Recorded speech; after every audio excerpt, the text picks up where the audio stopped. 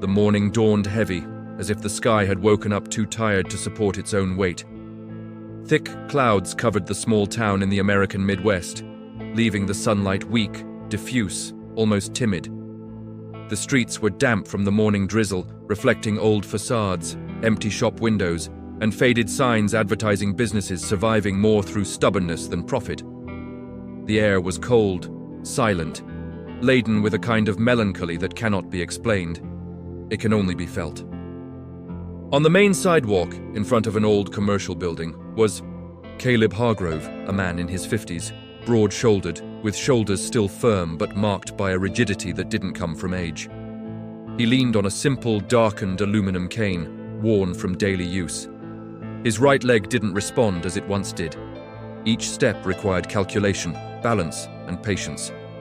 Even so, his posture remained erect, almost solemn, as if his body refused to forget the discipline learned years ago. Caleb Hargrove was a war veteran. A war veteran most people only knew from documentaries, political speeches, or patriotic holidays.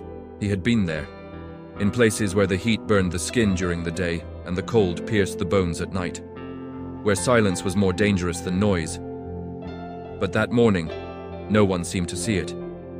To those rushing down the street, he was just another wounded man, frozen in time, trying to fit into a country that no longer knew what to do with its soldiers when the war ended. Caleb's face bore deep scars. Fine wrinkles gathered around his eyes, not from smiling, but from constant vigilance. An old scar discreetly crossed his jawline, almost hidden by his short grey beard.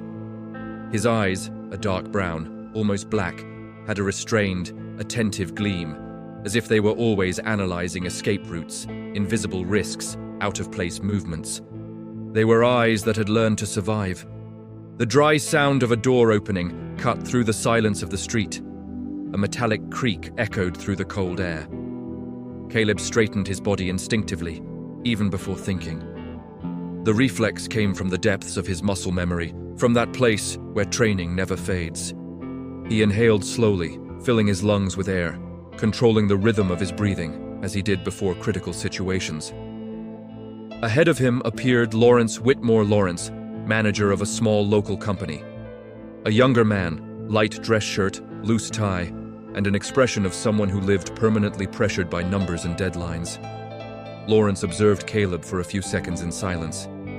His gaze drifted down to his cane, up his stiff leg. He hesitated at his marked face. There was a decision already made there, even before the conversation began. "We'll get in touch," Lawrence said too quickly, his hand already resting on the door, avoiding prolonging the meeting. Caleb nodded without saying a word. He didn't ask for explanations. He didn't question. He didn't plead. He already knew that script. He had heard those words in different voices, in different cities, always with the same result. Sometimes they came with false promises, other times with looks of pity. And, on crueler occasions, they came with comments whispered in hushed tones, believing he wouldn't hear. "No one is going to hire a cripple." The door slammed shut, with a short, final click. The sound reverberated through the nearly empty street, like an unanswered echo. Caleb stood there for a few seconds, staring at the closed door, as if still hoping for something more than rejection. Perhaps respect, perhaps recognition, perhaps just dignity. But there was nothing there for him. He turned slowly and began walking along the sidewalk. The sound of his cane hitting the ground marked the rhythm of his steps. Firm, steady, almost ceremonial. Tap, tap, tap.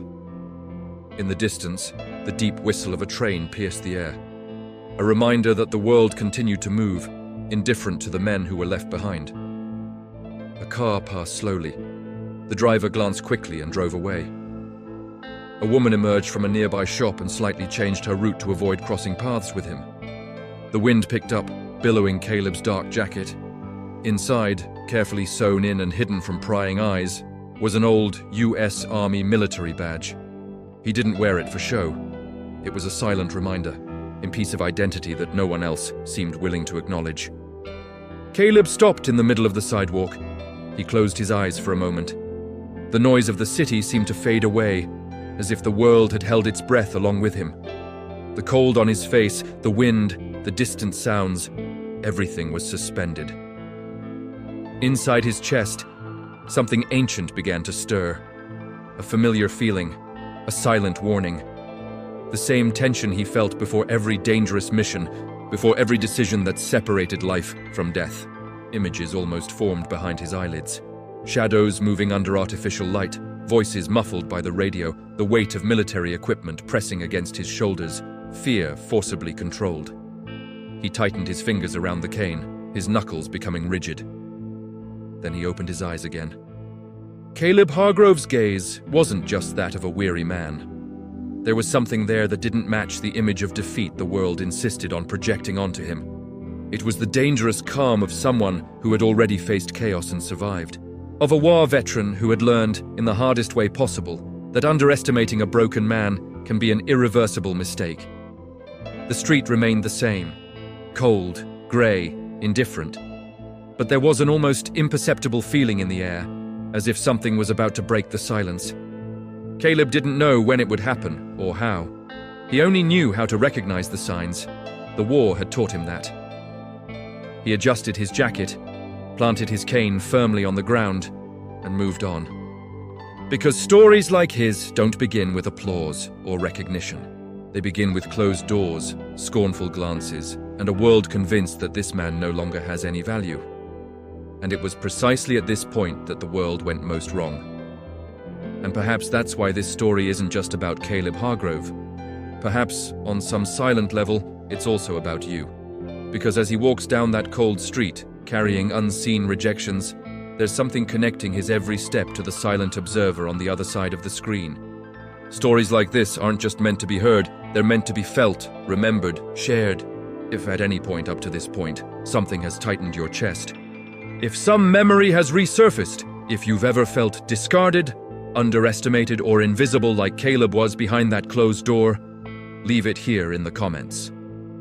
It doesn't need to be perfect or long. Sometimes a single sentence carries more truth than 1,000 words.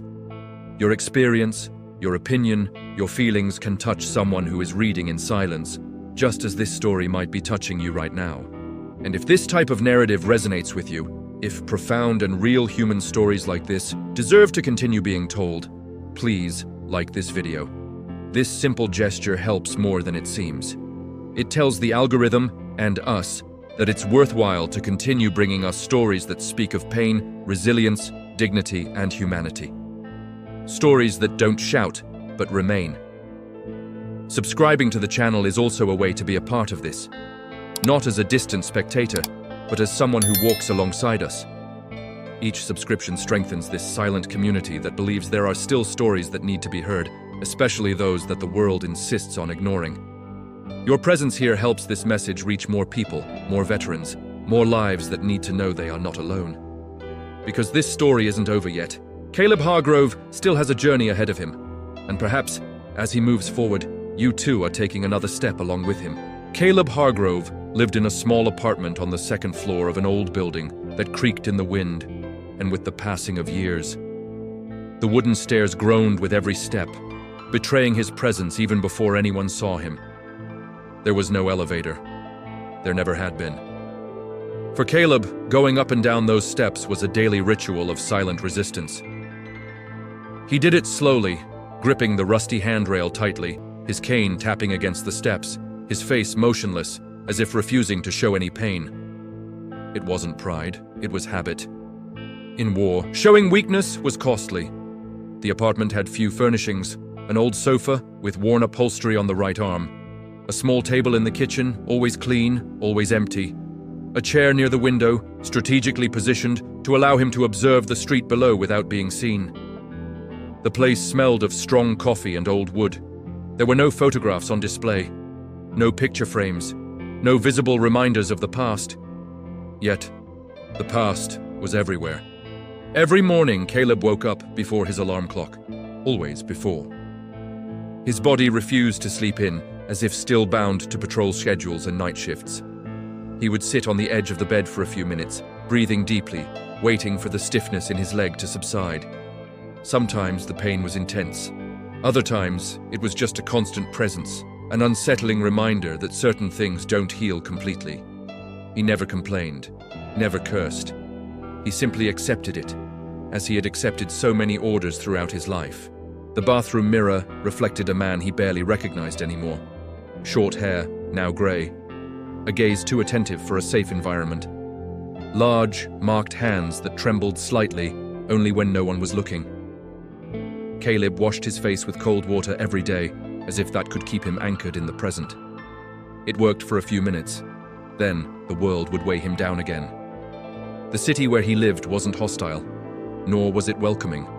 It was indifferent. The neighbors only knew him by sight, a quiet man, too polite, always alone. The lady from the apartment next door, Margaret Collins.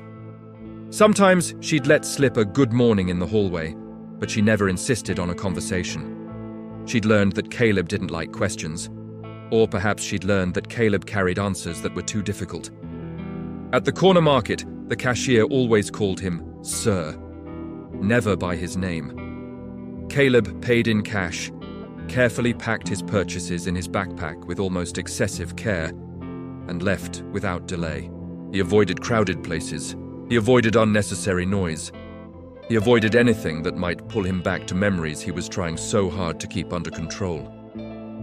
At night, the apartment became even quieter, the kind of silence that amplifies thoughts. Caleb used to sit in the chair by the window, watching the headlights of cars passing by, one after another, like tiny traces of lives in motion. He didn't turn on the television. The sudden sound of news, commercials, or artificial laughter made him uneasy. Instead, he kept the radio low, almost imperceptible, tuned to an old station that played slow, predictable, safe music. There were nights when sleep came easily.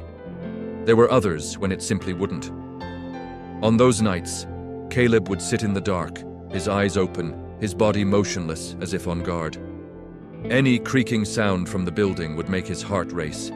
Any distant siren would clench his jaw. He would breathe deeply, counting mentally, a technique he had learned long ago to keep his mind in the present. Loneliness wasn't something he feared. It was something he had learned to accept. After the war, people seemed to speak a different language. Complaints that were too small. Problems that were too big for the wrong reasons. Caleb didn't feel superior, just out of place. As if he had returned home with baggage that no one else had the capacity or the will to carry. Money was tight. It always had been. The pension covered the basics, but there was never anything left over. He took on odd jobs when they came up. Simple repairs, manual labor, anything that didn't require lengthy explanations or awkward interviews. Still, each rejection weighed heavily. Not because of the money itself, but because of the implicit message. You're no longer useful.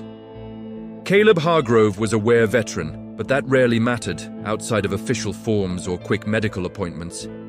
To the rest of the world, he was just a broken man trying to fit in, and perhaps that was exactly what hurt the most. Not the leg, not the sleepless nights, but the constant feeling of having been essential one day and invisible the next. Even amidst the solitary routine, there was something within him that refused to fade completely. A silent sense of readiness, a constant awareness of his surroundings, a discipline that withstood time and neglect. Caleb couldn't explain it, but he felt that this static life, this empty repetition, wasn't the end of the line. Something at some point was going to break that cycle. And when that happened, the city, and everyone who had never truly seen him, would be forced to look with different eyes at that man they had learned to ignore. Long before the cane became an extension of Caleb Hargrove's body, before silence weighed more than words, and before war taught lessons no one asked to learn, there was a time when the world still seemed simple. Caleb had grown up in a small town in the American countryside, surrounded by open fields, dirt roads, and houses where the doors were rarely locked. There, the sky seemed bigger, the nights quieter, and the future, even uncertain, carried a promise he believed. He was the middle child in a working-class family, his father, Thomas Hargrove. He would wake up before sunrise to work at the town's mechanic shop. A man of few words, his hands always covered in grease, and with an unwavering code of ethics. Do what needs to be done, even when no one is watching. His mother, Evelyn Hargrove. She balanced caring for her children with long hours at a small local market. She had a calm smile and a firm gaze, the kind that sees more than it says. It was from her that Caleb learned the value of respectful silence and restrained empathy. Caleb's childhood wasn't perfect, but it was solid. There were simple meals, occasional laughter, and arguments that ended too quickly to leave scars. He spent afternoons helping his father in the workshop, delivering tools, observing with almost obsessive attention how broken parts could be disassembled, repaired, and put back into working order. Without realizing it, he learned there that everything has a structure, and that when something fails, patience is needed to understand where and why. At school, Caleb wasn't the most popular, nor the brightest. He was reliable. The kid who arrived on time, who kept his promises, who didn't abandon anyone when things got tough.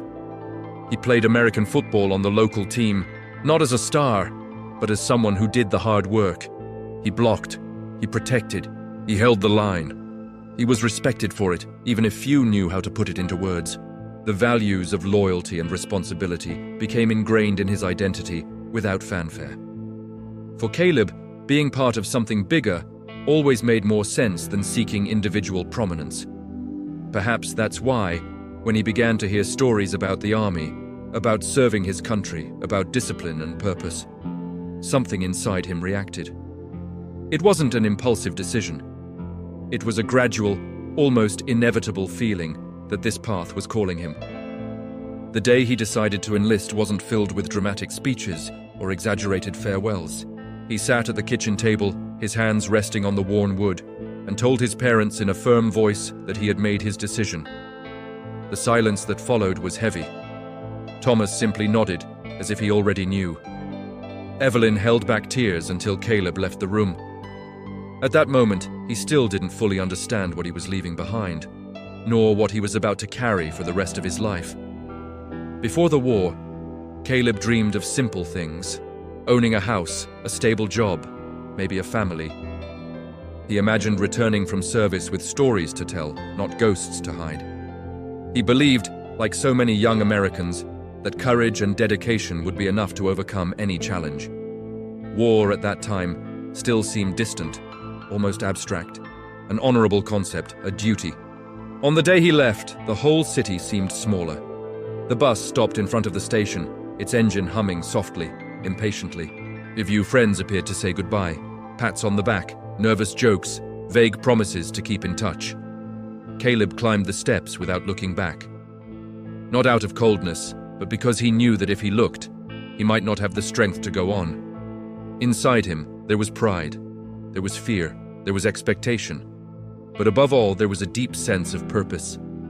He believed he was going to become a better person, a stronger person, a useful person. What Caleb Hargrove didn't know, what no young man knows when he puts on a uniform for the first time, is that war is not confined to the battlefield.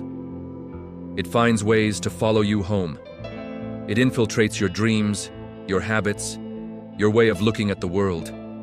But at that moment, before the first shot, before the first loss, before the first night when the silence would become unbearable, Caleb was still just an American boy trying to do the right thing. And it was precisely this boy, full of values, discipline, and quiet hope, who would one day go to war and emerge from it profoundly transformed. War didn't arrive all at once for Caleb Hargrove. It seeped in gradually, like fine dust that seeps through cracks without asking permission. At first, there was the shock of the unfamiliar environment, the stifling heat during the day, the biting cold at night, the constant smell of metal, oil, and dry earth. Then came the sounds. The dry crackle of distant gunfire, the heavy rumble of military vehicles crossing uneven terrain, the abrupt silence that always followed before something went wrong. Caleb was a war veteran, but before earning that title, he was just another soldier trying to do everything right. He followed orders with almost obsessive precision. He observed every detail. He learned quickly that attentiveness meant survival. The training had been rigorous, but nothing had prepared him for the psychological burden of being in a place where every corner could be his last, where every unfamiliar face carried the potential for a threat. The first losses weren't immediate. They came as a delayed blow. A comrade who didn't return from patrol, another who was evacuated and never seen again. Names that began to disappear from the morning formations. Caleb started memorizing faces, voices, small habits, as if, by doing so, he could prevent them from disappearing altogether. But war doesn't negotiate. There was one soldier in particular, Ryan Keller, with whom Caleb shared shifts and silences. Ryan spoke little, but smiled easily. He kept a photo of his daughter in the inside pocket of his vest, always showing it to anyone who wanted to see. On a sweltering night, during an operation that should have been simple, everything spiraled out of control in seconds. A sharp noise, shouts, confusion. Caleb remembers throwing himself to the ground, shouting orders that blended into the chaos. When the silence returned, Ryan was on the ground, motionless, his eyes wide open for someone who should still have been there. Caleb held his hand until help arrived. There were no words. There was nothing that could be said. That image never left him, not in the following days, not in the years that followed. It was there that something inside him began to break piece by piece without making a sound. The injury that would change his life came months later. There was no visible heroism, no dramatic music. Just a minor mistake, a moment out of place, an explosion. The impact threw Caleb backward, the world spinning too fast. He remembers the taste of blood, the muffled sound as if he were underwater, the strange sensation of not being able to move his leg. He tried to get up instinctively. He couldn't. That scared him more than the pain. The recovery was long. Makeshift hospitals, bright, overly bright lights, doctors speaking in technical terms. Caleb listened in silence, trying to understand how something as solid as his own body could fail like that. His leg would never be the same again. He accepted the diagnosis with the same discipline with which he accepted orders. There was no room for rebellion, only for adaptation. But the deepest scars weren't in the bones or muscles. They were in the sleepless nights, in the dreams interrupted by images that appeared without warning. They were in the way his heart raced at the sound of a loud noise, how his shoulders automatically tensed in enclosed spaces. They were in the overly attentive gaze, always searching for exits, always assessing risks that no longer existed. Caleb learned to hide it. Like everyone war veteran, he learned that the world prefers simple stories, courage, sacrifice, honor. Few want to hear about constant fear, about the silent guilt of having survived when others did not return. He carried this guilt like an invisible weight. Something that did not show up in medical exams, but that was present in every decision, in every emotional withdrawal. There was a specific moment that kept repeating in his mind with cruel clarity. A moonless night, a crackling radio, a misunderstood order, a delay of seconds that cost too much. Caleb never knew if he could have done anything differently, but the doubt never left him. It would become a constant companion, whispering unanswered questions in the quietest moments. When he finally returned home, with an honorable discharge and a leg that no longer obeyed him as before, Caleb believed the worst was behind him. He was wrong. The war had ended on paper, but it continued to live on inside him, in his habits, in his posture, in his silence. He was a war veteran now, not just for having served, but for carrying with them everything that the conflict left behind.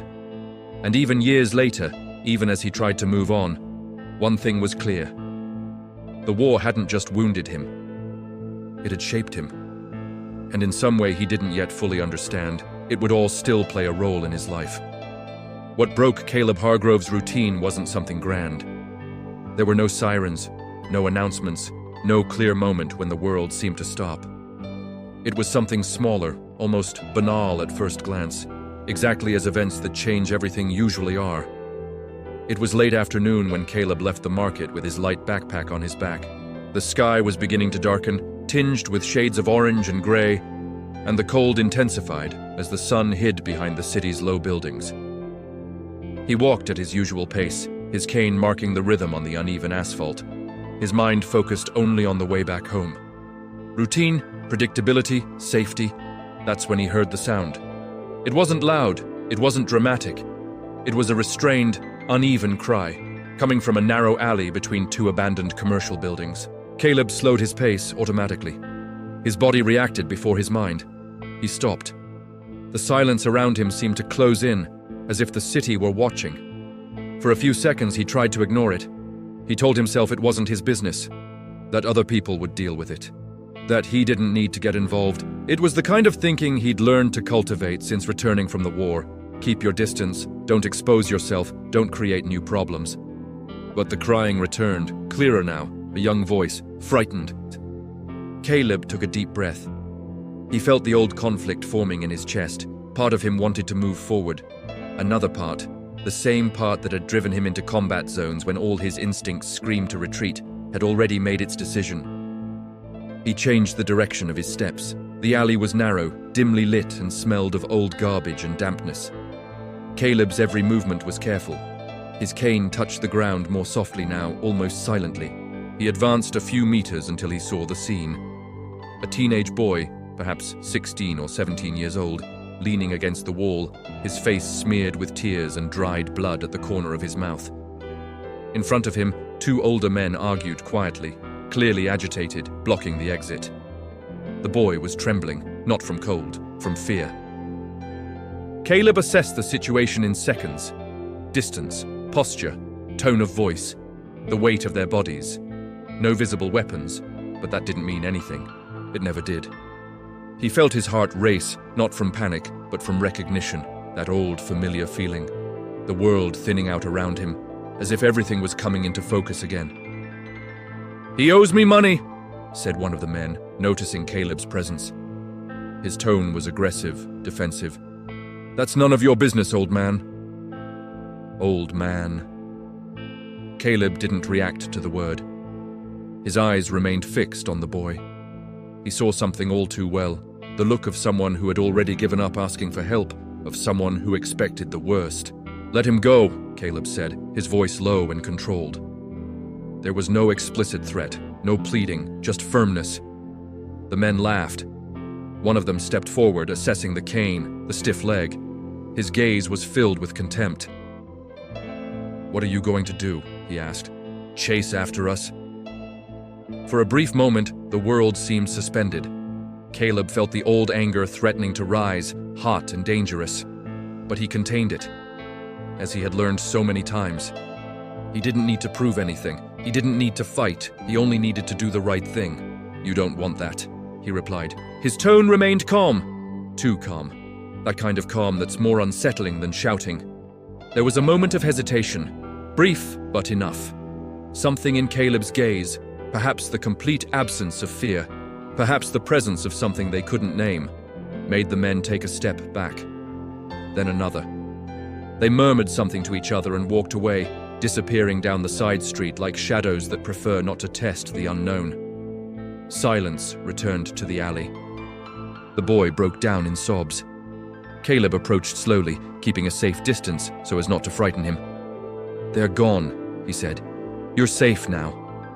The boy nodded, wiping his face with the sleeves of his torn jacket. His name was Noah Pierce. He had run away from home weeks before. Wrong debts, wrong people. Too many wrong decisions for someone so young. Caleb listened to everything in silence, without judgment, without hasty advice. Just listening. As Noah spoke, Caleb felt something he hadn't felt in years. Purpose. Not the grandiose purpose of war, full of slogans and flags. A simple purpose, human. To be there. To make a difference to someone at that exact moment. He accompanied the boy to a youth shelter a few blocks away. He spoke with the staff. He assured them that Noah would be all right that night. When he finally said goodbye and returned to the street, the sky was already completely dark. The streetlights reflected on the wet asphalt. Caleb paused for a moment, leaning on his cane. His heart was still pounding, not from fear, from memory. He realized, with an almost frightening clarity, that something had been awakened. That part of him that he believed was buried under years of silence and rejection. The event wasn't just about saving a boy from an alley. It was about realizing that despite everything, despite his injured leg, his loneliness, the closed doors, he was still capable of acting, of protecting, of making a difference. Caleb Hargrove was a WARE veteran, and that night, for the first time in a long time, he felt that it still meant something. Unbeknownst to him, that encounter had shattered the fragile balance of his routine. The past, which he had tried to keep at bay, had found a way to return. And from that moment on, there would be no more pretending that life would go on exactly as before. Something had been triggered. And now, the road ahead would require more than silence. Caleb Hargrove didn't walk home that night with his usual rhythm. There was something different in his body, an old tension that had awakened without permission. His cane still marked the rhythm on the asphalt, but now there was intention in every movement. He felt the weight of the encounter in the alley, as if he had reopened a door he had kept locked for years. It wasn't fear, it was responsibility. And responsibility, he had learned early on, is not abandoned when it becomes inconvenient. During the early morning hours, sleep came in fragments, loose images, voices, the face of Noah Pierce. It emerged from the shadows, mingled with memories of other faces, of other young people he hadn't been able to protect in the past. Caleb woke before dawn, sitting up in bed, his heart racing. He took a deep breath. He counted the seconds. He anchored himself in the present. Still, he knew. This hadn't been an isolated event. It had been a calling. In the following days, Caleb began to adjust his routine. Nothing visible to an outside observer, but inside, everything was in motion. He started passing by the youth shelter where he had left Noah again, always at the same time, always with the same discreet posture. He didn't go in immediately. He observed, he assessed. He mapped the environment, as he had learned to do in high-risk areas. Not out of paranoia, but out of caution. The difference between the two, he knew, was minimal. On his third visit, he was invited inside. He spoke with the shelter's coordinator, Elaine Morrison. A strong woman with a keen gaze, accustomed to dealing with broken stories. Caleb didn't talk about war. He didn't talk about medals. He only said that he wanted to help, that he had time, that he knew how to listen. Elaine didn't ask unnecessary questions. People like her learn quickly to recognize men who don't seek applause. Caleb began to appear regularly, not as a savior, not as a hero, just as a presence. He fixed doors. He adjusted shelves. He taught the boys how to change a light bulb, how to use basic tools, how to organize their own space. Simple things, but done with method, patience, and respect. Little by little, the young men began to observe him with silent curiosity. They didn't ask about his cane. They didn't ask about his leg. They respected his silence because they felt that he also respected theirs. With Noah, the relationship built slowly. Short conversations at first, objective questions, careful answers. Caleb never pressured, never offered ready-made solutions. He simply listened. When he spoke, he was direct, without romanticizing wrong choices, without condemning. He spoke of consequences, of responsibility, of dignity. Words that, when said in the right way, still find room to take root. There was a day when Noah asked, almost without looking, "Have you ever been afraid?" The question hung in the air. Caleb rested his cane on the ground, sat down carefully, and took a deep breath. "Every day," he replied. "The difference is what you do after that." There was no speech. There was no explicit lesson, only the truth. Gradually, other young people began to approach, some out of curiosity, others out of necessity. Caleb realized he was applying skills he believed were a thing of the past. Reading the environment, emotional control, clear communication under pressure. He taught without calling it teaching. He protected without imposing. He led without taking center stage. One afternoon, a conflict erupted in the shelter. Two agitated teenagers, shouting, pushing. The situation escalated too quickly. Staff hesitated. Caleb didn't. He positioned himself between the two, not forcefully, but with presence. His voice was low, firm, and unquestionable. His body, despite its limitations, conveyed absolute control. The conflict dissolved in seconds, not out of fear, out of respect. When everything calmed down, Caleb felt the internal impact. His hands trembled slightly. His breathing was short. He stepped aside to a corner, closed his eyes for a moment, and composed himself. He knew his own limits. That courage had a cost. It always had. But for the first time in a long time, the cost seemed worth it. That night, walking back home, Caleb realized something that struck him with unexpected force. He wasn't just helping those young people. He was helping himself. Each act of humanity seemed to stitch together, stitch by stitch, parts of him that the war had left open. It didn't heal everything. It never would. But it gave meaning. Caleb Hargrove was a war veteran for years. He had believed that this simply meant surviving what few can endure. Now he was beginning to understand something else. Perhaps it meant using what he had learned in the worst-case scenarios to prevent others from getting there. He knew the road ahead wouldn't be easy. He knew getting involved would bring risks, criticism, potential losses. But he also knew when a decision becomes non-negotiable. And this was one of them. As he closed the apartment door that night, Caleb rested his forehead against the wood for a few seconds. Not out of weariness, out of commitment. Something had changed permanently. The act of courage hadn't just been intervening in a dark alley. It had been consciously choosing to care again, and that, he knew better than anyone, required even greater courage. Caleb Hargrove's involvement with the youth shelter didn't go unnoticed for long. In small towns, nothing goes unnoticed. What begins as a silent gesture soon transforms into comments, lingering stares, and whispered judgments. Caleb felt it in the way people watched him when he left the building, at the market, on the sidewalks. They weren't direct questions. They were assumptions, and assumptions always carry danger. The first clear sign that something was wrong came from Noah Pierce. The boy appeared at the shelter quieter than usual, his shoulders tense, his gaze constantly fixed on the door. Caleb noticed immediately.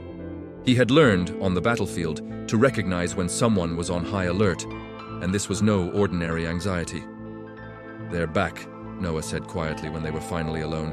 "The guys from the alley, they know where I am." The words landed like a dead weight on Caleb's chest. He didn't react immediately, he just nodded slowly, absorbing the information. Inside, however, something was closing up. This was no longer just a social problem, it was a concrete threat. And threats, he knew, rarely limited themselves to a single person. In the following days, the tension grew. An unfamiliar car drove slowly past the shelter more than once. Men stood across the street, pretending to look at their cell phones. Small signs, details that almost no one would notice. But Caleb noticed. He always had. The war had shaped his senses for that. He warned Elaine Morrison. He spoke clearly, without alarmism. He explained that the situation could escalate. She listened attentively, but there were limits. The shelter lacked the resources for extra security. The police, when called, responded with vague promises. Nothing concrete, nothing immediate. And then came the direct confrontation. On a rainy night, when most of the young people were already in their rooms, a stone hit the side window of the building. The glass didn't break, but the sound echoed too loudly in the silence. Some boys screamed, others ran. Caleb moved without thinking. His cane was left behind as he moved down the hallway, his body obeying ancient automatic commands. Outside, under the dim light of the lamppost, stood two men. One of them was the same one from the alley, the crooked smile, the provocative look. "You should have stayed out of this, old man," he shouted. "This isn't your problem." Caleb stopped a few meters away. The rain streamed down his face, mingling with cold sweat. His leg ached, his heart pounded, but his voice came out firm. "They're children," he said, "and you've gone too far." The men laughed. The sound was short, cruel. One of them stepped forward. "Do you really think you can stop us?" At that moment, the greater conflict was fully revealed. It wasn't just about Noah. It wasn't just about that shelter. It was about the boundary between those who choose to protect and those who choose to exploit. About how far Caleb was willing to go and what he was willing to lose. He felt the fear rising, not physical fear, but the deep fear of failing again, of not being fast enough, strong enough, of seeing someone get hurt because of a decision he had made. The voices of the past began to whisper, the faces that didn't return, the choices that still haunted him. For a second, Caleb hesitated, and that second one almost cost us dearly. One of the men advanced faster than he expected. Caleb reacted instinctively, shifting his body, using the attacker's weight against him, causing him to lose his balance. The movement was imperfect. His leg didn't respond as before. He fell to the side, feeling the pain rise in hot waves. The impact ripped the air from his lungs. The screams came from inside the shelter, doors opening, hurried footsteps. Caleb looked up from the wet floor and saw something that pierced him more than the physical pain. The fear in the eyes of the boys watching through the door. The same fear he had seen so many times in other faces, in other places, years ago. That sparked something in him. Caleb forced himself to stand. Every muscle protested. His cane was out of reach. Even so, he stood. Not perfectly, not imposing, but firm enough. His gaze met that of the men ahead. There was no anger there. There was determination. A silent promise that they would not pass. Sirens began to wail in the distance. Someone had called the police. The men exchanged quick glances. The smiles vanished. They retreated, issuing one last threat before disappearing into the rain. When it was all over, Caleb stood there for a few seconds, his body trembling, his breathing uneven. Elaine approached, holding his arm. "Are you okay?" she asked, though they both knew the answer wasn't simple. Later, alone in the apartment, Caleb felt the full weight of what had happened crash down on him. The physical pain was intense, but the emotional pain was worse. He sat in the dark, his hands trembling, his mind returning to places he had spent years trying to avoid. The overwhelming feeling of responsibility. The inevitable question, what if I can't do it next time? Caleb Hargrove was a WARE veteran, and that night, he understood that the greater conflict wasn't just outside, it was inside him, between the man who had survived by learning to shut himself off, and the man who now chose to expose himself again, knowing that it could cost him everything. The confrontation was not over, it had merely changed form, and the hardest part was yet to come. The silence that filled Caleb Hargrove's apartment that night was unlike any other. It wasn't the usual silence of chosen solitude, nor that of predictable routine. It was a heavy, oppressive silence that seemed to press on his chest and slowly steal his breath. The kitchen light remained off. Only the faint glow of the street lamp outside shone through the window, casting irregular shadows on the peeling walls. Caleb sat on the floor, his back against the sofa, his injured legs stretched out in front of him. His cane rested a few inches from his hand, but he didn't touch it. His hands were open, resting on his knees, his fingers trembling uncontrollably. His whole body reacted as if it were still under immediate threat. The adrenaline was beginning to subside, and with it came collapse. The physical pain was intense. The fall in front of the shelter had aggravated the old injury. Every pulse in his leg was a cruel reminder of his limitations, but that wasn't the worst part.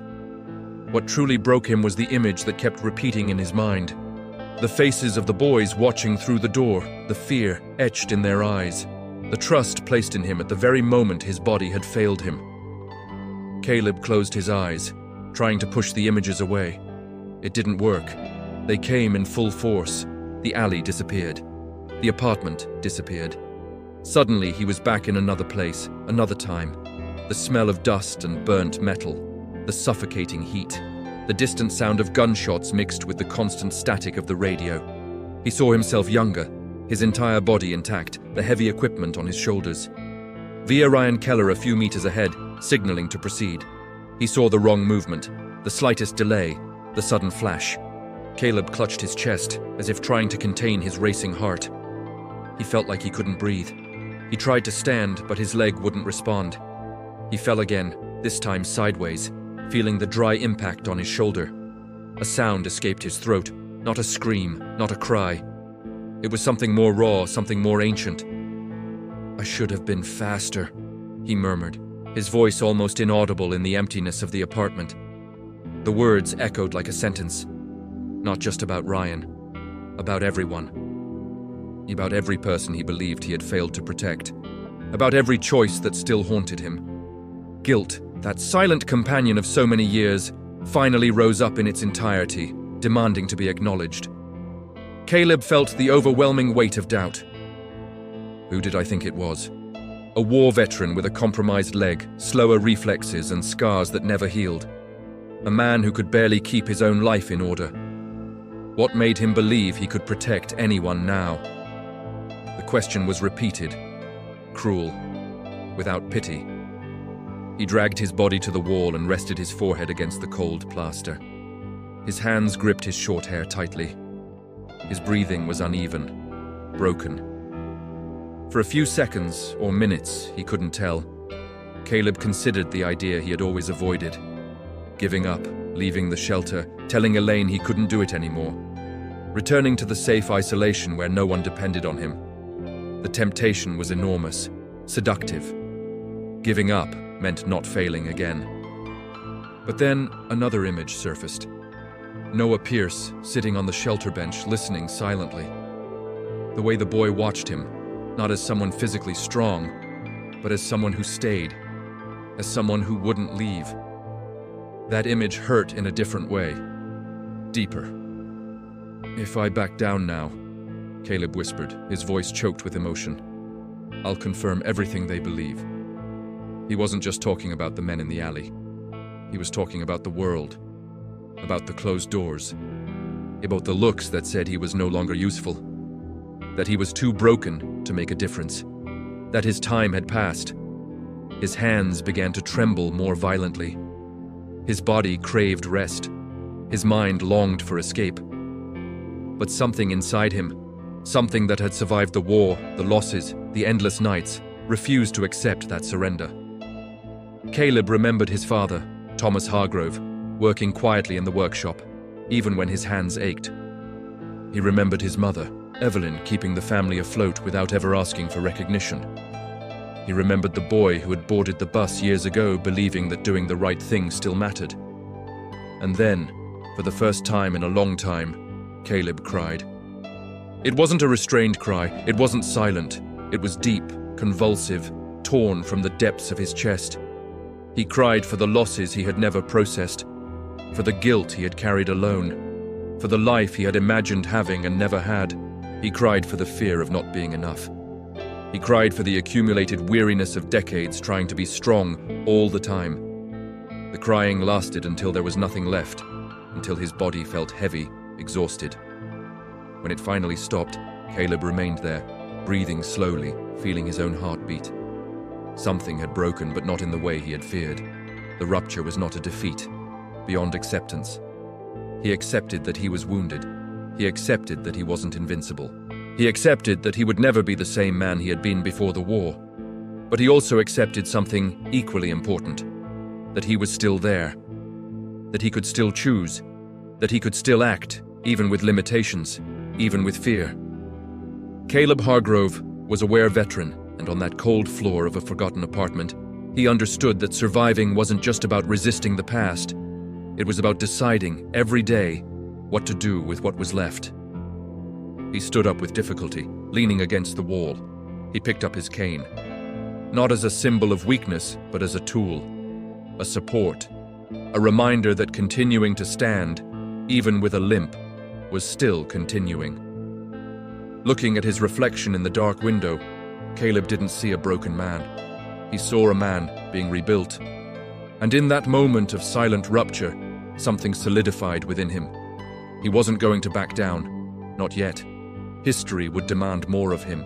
And for the first time since returning from the war, Caleb was ready to face whatever came his way. Not despite the scars, but because of them. The following morning dawned too bright for someone who had spent the night in internal ruins. The light filtered through the gaps in the curtain and struck Caleb Hargrove's face roughly, as if the world had no patience for someone who needed time. He awoke with a heavy body, every muscle a reminder of the fall, every joint exacting its price. Yet, there was something different. A kind of firm stillness, not the apathy of before, but a decision made in silence. Caleb sat on the edge of the bed and took a deep breath. There was no hesitation. He dressed slowly, adjusted his jacket, picked up his cane. Before leaving, he glanced at the military badge sewn inside the fabric. He didn't touch it. He simply recognized it. He didn't need to prove anything to anyone. He just needed to follow his path. On the way to the shelter, the signs were all there. The same unfamiliar car parked across the street.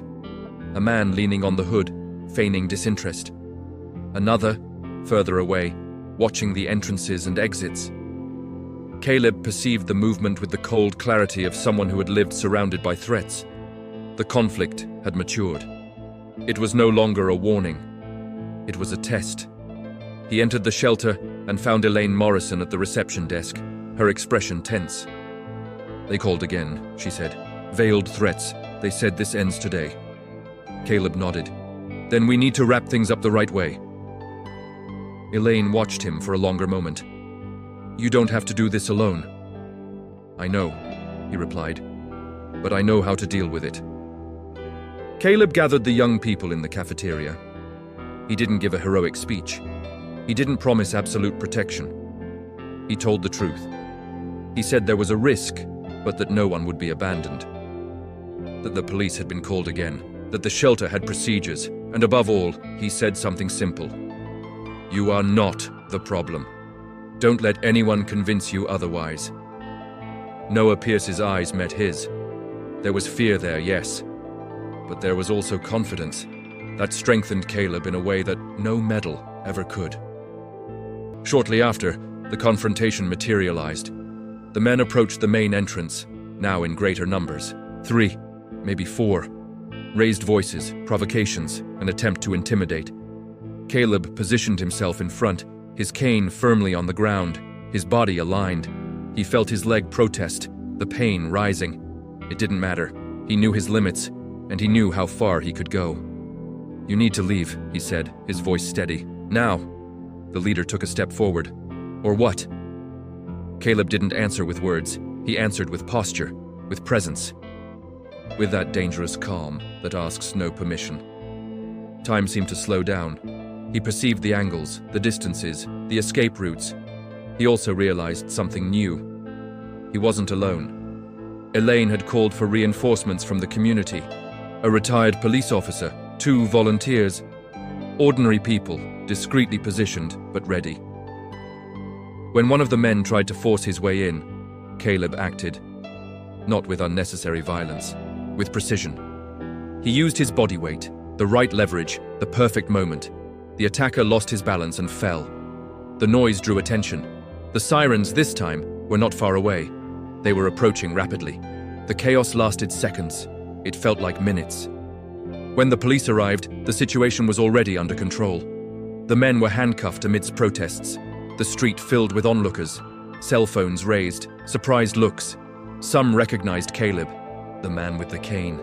The crippled man no one would hire. While the police officers were taking statements, Caleb felt his body give way. The adrenaline wore off. The pain returned with force. He leaned on his cane, breathing deeply. Noah approached and, without saying anything, placed his hand on his arm. A small gesture. Enough. Later, sitting on the shelter bench, Caleb gazed at the sunset. The sky was tinged with warm colors, as if the day were offering a respite. Elaine sat down beside him. "They're not coming back," she said. "Not after this." Caleb nodded. He didn't feel triumph. He felt relief, and something deeper. Reconciliation. Not with the past, that would continue to exist, but with the present. He had faced his greatest fear, failing again, and even with limitations, even with scars, he had succeeded. Caleb Hargrove was a war veteran. And on that day, he understood that overcoming trauma isn't about erasing it, but about going through it without letting it decide for you. It's not about always winning. It's about persevering. When Noah asked in a low voice if everything would be all right, Caleb answered honestly, "It'll be better, because now we're not running away." The sun disappeared below the horizon. The lights in the shelter came on. And for the first time in a long time, Caleb felt that the path ahead, though difficult, was possible. Time did not bring immediate redemption to Caleb Hargrove. He did not wake up healed. nor suddenly at peace with everything he had lived through. What time did was more silent, and for that very reason, more powerful. It taught Caleb to remain. To remain in the ordinary days, in the small moments, in the real life that happens far from any climax. After the confrontation in front of the shelter, the days went on, one after another, without triumphant music, without applause. And it was precisely there that the true transformation began. The shelter returned to a cautious normalcy. The doors creaked just as loudly, the smell of cheap coffee still lingered on the walls, and hushed conversations filled the hallways in the early morning hours. But there was something new in the air. A sense of continuity, of security, built not by higher walls, but by people who had decided not to back down. Caleb began arriving early, leaning on his cane, greeting each person with a discreet nod.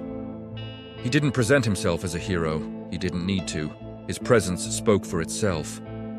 Noah Pierce started helping in the kitchen. He still carried insecurities, still made mistakes, still withdrew on some days. But there was progress.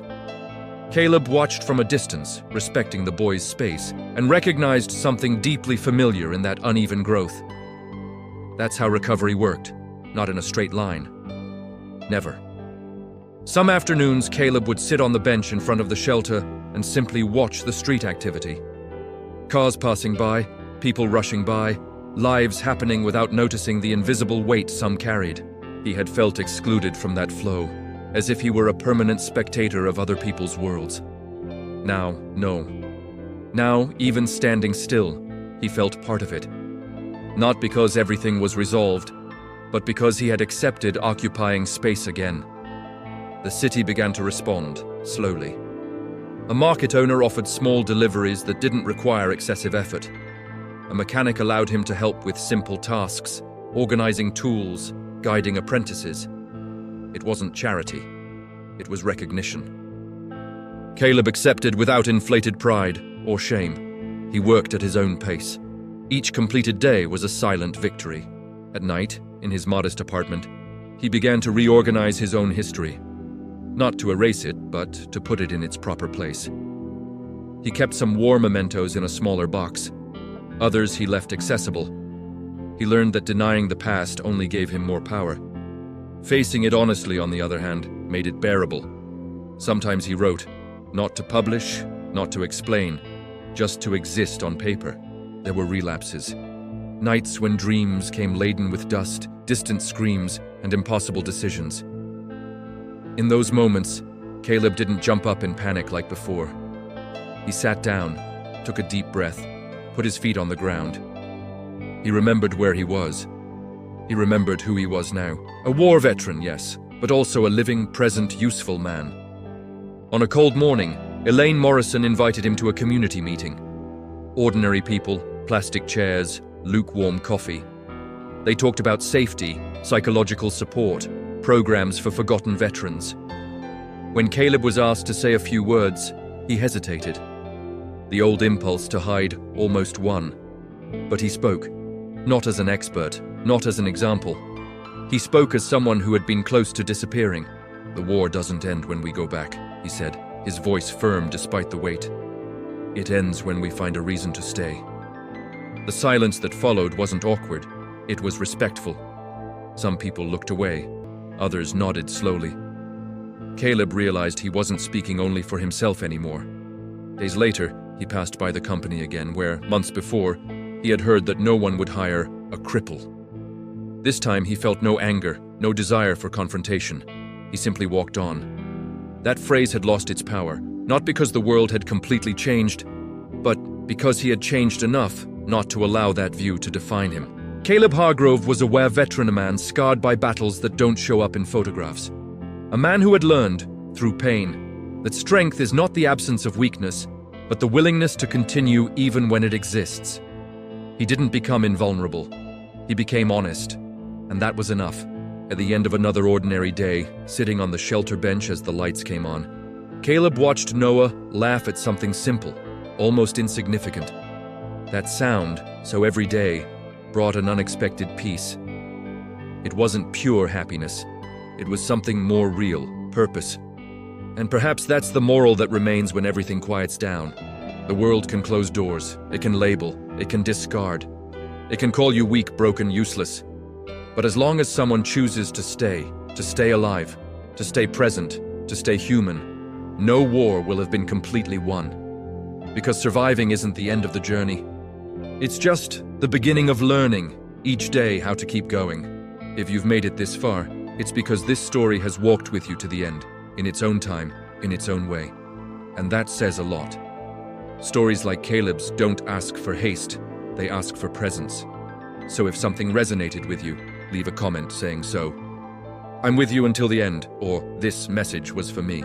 It's not just a sign that you watched until the very last second. It's a way of adding your voice to this silent conversation that so many other people are also having. If this content provided you with value, made you reflect, or helped you see something from a different perspective, subscribing to the channel is a simple way to stay connected to these kinds of stories. That's how this space continues to exist, bringing narratives that respect the time, pain, and dignity of those who live through difficult realities, without noise, without exaggeration. And if, at any point, you felt that connection forming during the video, the like comes almost as a natural gesture. It helps the content reach more people who might need to hear exactly that today, just as it reached you. There's a video over here that complements this topic and delves even deeper into this journey. Click on it and continue with me there. The conversation doesn't end here, it just keeps going.